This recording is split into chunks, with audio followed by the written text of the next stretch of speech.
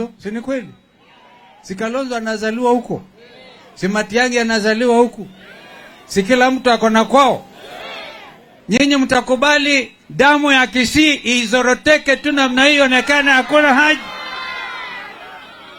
Hata kama upende Matiangi, leo nimekuja nikwambie, nimekubaliana na vile mwenzetu mmoja amesema, tumchukue tumulete katika baraza la Azimio ili tupigane tuokoe Kenya hii pamoja na Matiangi.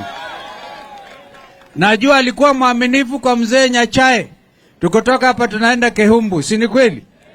Alikuwa mwaminifu wakati alikuwa mshauri wa mzee Nyachae. Kwa hivyo Fred Matiangi ako na sifa nzuri hata internationally. Kwa hivyo mimi sikuja kumtetea, lakini kusema jaribu mshike, I will be in court. Mimi itaenda kotini. I have a valid practicing certificate kama wakili wa Kenya hii. Kwa hivyo basi, leo hii niliposikia Ongwae, neto Ongwae, hata akisema tutakuja huku, mimi nilicheka. Nikisema achana na Raila.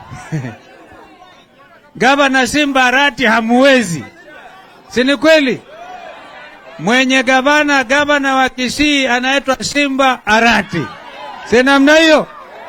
Wangapi wana imani kwamba gavana akiwaambia tutasonga huko mbele? Tutaongea huko mbele. Hatuna haraka, hatuna wasiwasi, hatuna uoga. Tulisema tutaenda maombi Jivanji Garden Jumatano. Maombi yetu yatakuwa ya amani tupu. Huwezi ukaleta mabadiliko kwa kutumia nguvu. Ndivyo tunasema. Nimeona wamemshika Mheshimiwa Posing, mjumbe wa Kachaliba huko. I think it's south in West Pokot. A very solid leader. Mimi kazi yangu imekuwa kuleta suluhu kwa nchi jirani ambazo zilikuwa na shida. Jeshi letu linalinda mipaka yetu na nchi jirani.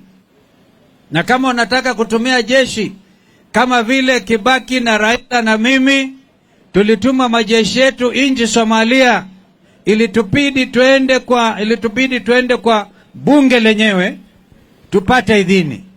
Kwa sababu tulijua kwamba mipaka yetu itadhoofika kwa sababu ya shida za Somalia.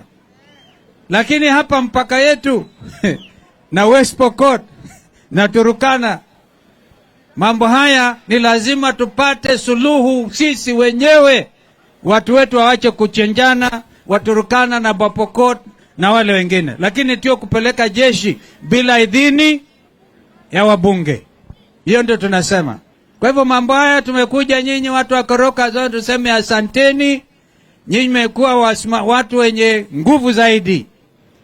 Nguvu zaidi kwa kupigia ndugu yetu Raila Odinga na dada yetu Martha Karua, ambaye nitamkabidhi saa hii iki chombo. Na najua hata waipa hapa mimi ulipatia kura. Si ni kweli? Si ulipatia Ndonya? Ndonya kuna kesi kidogo najua itatupwa hakuna kitu. Alafu anafanya na Simba Arati. Na kuna wengine hapa waheshimiwa MSIITIKIE, tuko sawa, lakini chini ya Azimio hatuwezi kukaa kitako tukiona kwamba ama kimya tukiona kwamba hii serikali sasa, kama ni serikali inataka kudhoofisha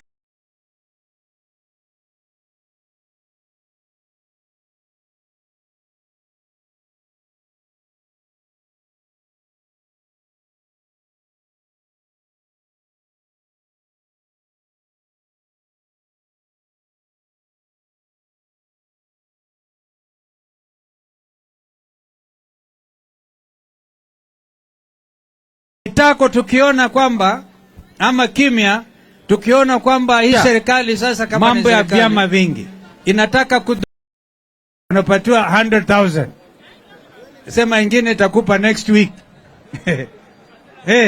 Yani unauza haki. Umetunukiwa heshima na wananchi wa Kenya kwa chama cha Jubilee, alafu unaenda kuuza kama sokoni. Hatutakubali. Sitaki kuongea mbele hayo. dada yangu Martha Wangari Karua.